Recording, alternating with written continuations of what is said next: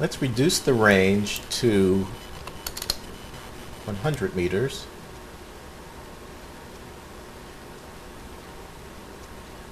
Let's go back to the cluster and make this duration 30%.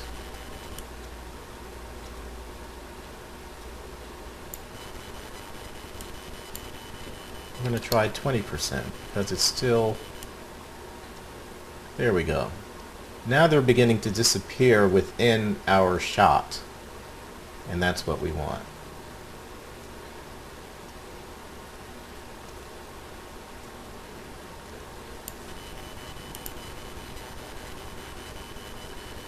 Let's increase the acceleration to 15.